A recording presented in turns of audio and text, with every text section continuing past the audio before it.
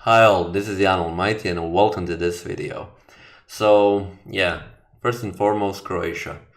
Well, it seems like I've been doing this video a couple of times now. So Croatia winning in a knockout, me just being happy here, and yeah, the guys have given their best. They left their heart on the field, and in the end, we have won. And finally, after so long after that 98 when we lost the semifinals against France, now we have a chance for a revenge in the finals on Sunday.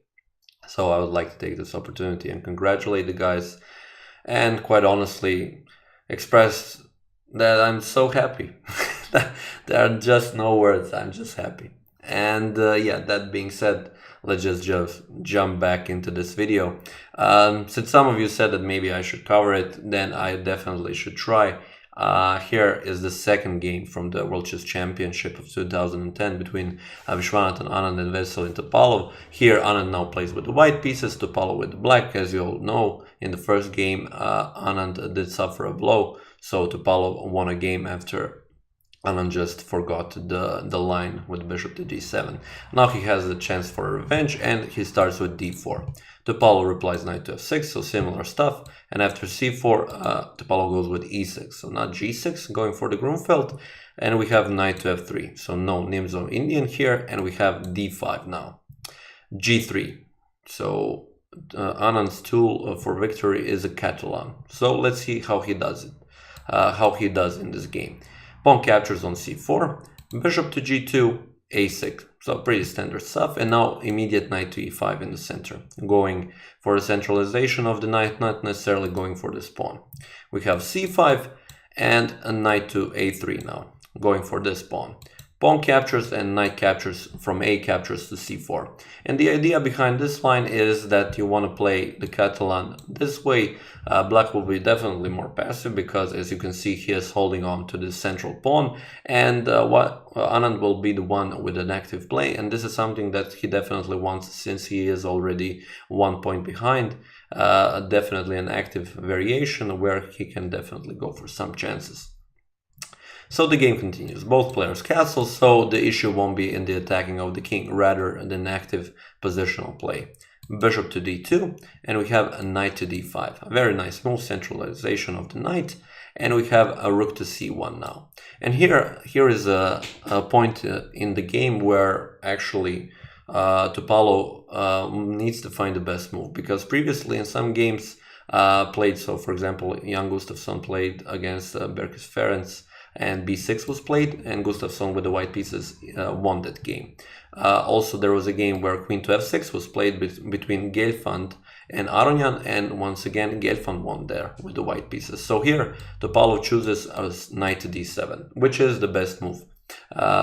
Here, of course, you don't want to exchange pieces when you're down a pawn, so we have a knight to d3, keeping the options on and keeping the tense position, because black will definitely have problems developing this bishop. Bishop to a7 doesn't want to give up the bishop pair, and now bishop to a5, a very nice move by Anand. A theoretical move where you attack the queen, and if b6 is played, this bishop is locked in, so here you have to play something else.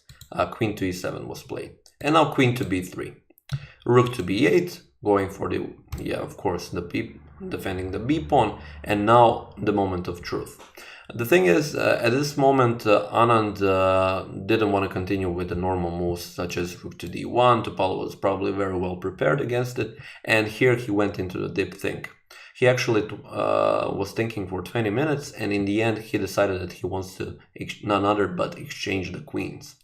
So he played queen to a3, going for the queen exchange, being down a pawn. But okay, white is still better, but do you really want to exchange queens when you're a pawn down in a world championship match and you're looking for a win? That's the question that Anand needed to ask himself, and Topalov seeing this, of course, he captured the queen.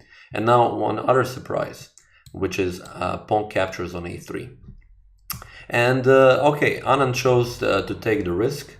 And will the risk pay off? We will, of course, see. But what has happened here, he has definitely weakened the queenside position. He has allowed maybe knight jumps to c3, and this is something that you don't want to do.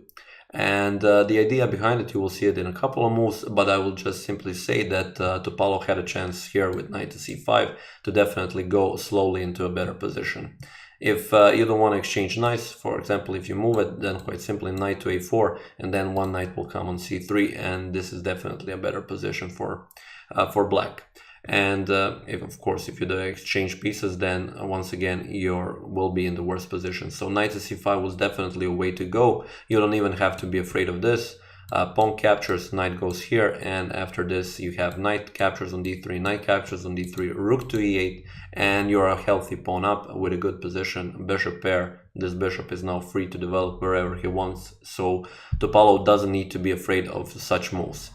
And he missed it. He played knight from 7 to f6, and this allowed immediate knight jump to e5. So this is why Anand didn't go for the knight capture here, but so that he can immediately jump in the center with the knight. So he thought he doesn't want to waste the move here. He has the activity and he wants to play for it. Rook to e8, and now the tides will turn. After this chance to play knight to c5, Anand starts to play the game. First rook to c2, we have b6, bishop of course has to move, bishop to d2, and now bishop to b7. Rook from f to c1. Now white is controlling the c file. And you cannot play this because after the exchanges, there is this knight to c6 move. And as you can see, the bishop doesn't have a square to go to. If you play bishop to d7 after knight to a7, of course the knight cannot go anywhere. But the thing is, you cannot attack it with any of the pieces besides the king. And there is a long walk towards the knight, and during that time, of course, some moves such as knight to b4 can be played. Anything that just gives white an option to release this knight from this bishop. So, of course, Topalov didn't go for this. He played a knight from b to d, a rook from b to d8. And now Topalov is kind of cramped still here. Anand is the one who will play the game. First f4, and solidifying the position, of course, and bishop to b8 was played. a4, and now a strange positional move. We know already that Topalov is in trouble, and he plays a5, which definitely makes this b6 pawn very weak, and this was something that Anand will go exploit. And he will going to exploit, sorry. Knight to c6, bishop captures, a rook captures. As you can see, already the rook is attacking the pawn on b6. We have h5, just going for a better position here on the king side, and now rook from 1 to c4, attacking this pawn. You don't have to be afraid of the pawn capture immediately, because the rook will come on this diagonal, and bishop to a7 will then be played. After this, b5 is unstoppable pretty much. So yeah, this will definitely go in black's favor, and white definitely needs to prepare the pawn capture. But Topalov jumps the gun and he plays knight to e3. Now you need to capture, pawn captures, and after this, bishop to f3. Definitely a nice move, making room for the king, and also maybe stopping knight to g4 ideas. g6, and now rook captures on b6. So there is actually no way to defend this pawn.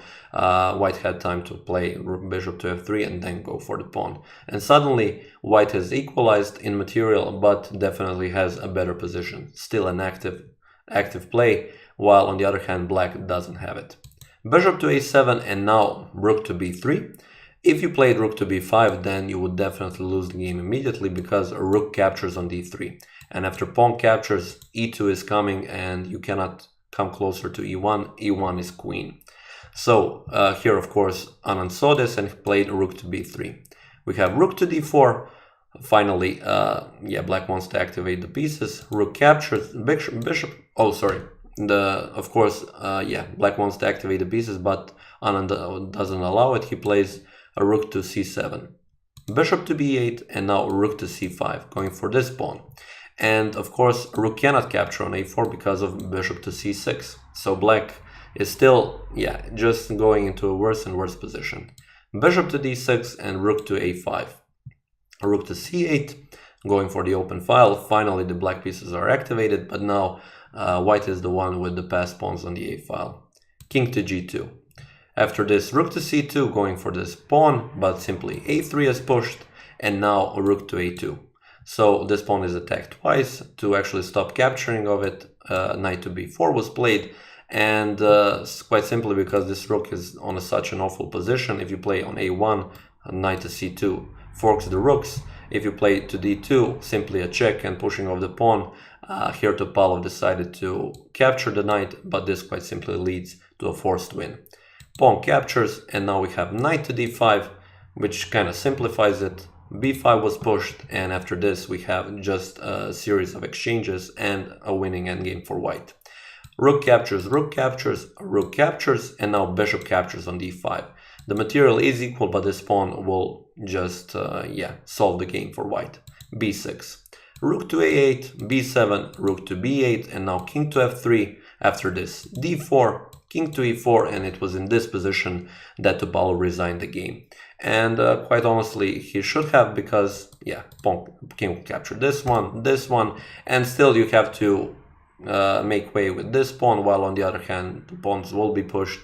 White will create chances on the king side, and this is quite simply a winning rook endgame. So the second game, and already the score is 1-1, so once again a decisive game, a very exciting match. Topalov suffered a blow. He had a chance to make it 2-0 maybe, if that knight to c5 idea will pay off in the end. But if you miss it, usually in chess the other one takes the chance. And that being said, I would like to thank you for watching this video, and I'll see you next time.